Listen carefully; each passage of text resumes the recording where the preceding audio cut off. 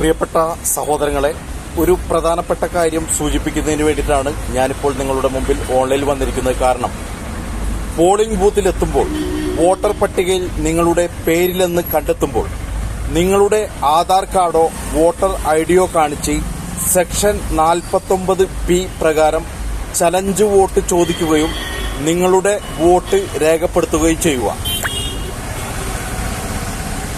ആരെങ്കിലും ഇതിനകം നിങ്ങളുടെ വോട്ട് രേഖപ്പെടുത്തിയിട്ടുണ്ടെന്ന് നിങ്ങൾ കണ്ടെത്തുകയാണെങ്കിൽ ടെൻഡർ വോട്ട് ചോദിക്കുകയും നിങ്ങളുടെ വോട്ട് രേഖപ്പെടുത്തുകയും ചെയ്യുക. ഏതെങ്കിലും പോളിംഗ് ബൂത്തിൽ 14% ടെൻഡർ വോട്ടുകൾ രേഖപ്പെടുത്തിയാൽ അത്തരം പോളിംഗ് ബൂത്തിൽ റീപോളിംഗ് നടത്തും. വളരെ പ്രധാനപ്പെട്ട ഈ സന്ദേശം പരമാവധി ഗ്രൂപ്പുകളിലേക്കും സുഹൃത്തുക്കളിലേക്കും ഷെയർ ചെയ്യുക.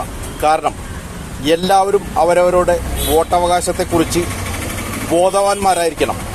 ഞാൻ മുല്ലങ്ങ റഹീം കൊടുങ്ങല്ലൂർ. നന്ദി, നമസ്കാരം.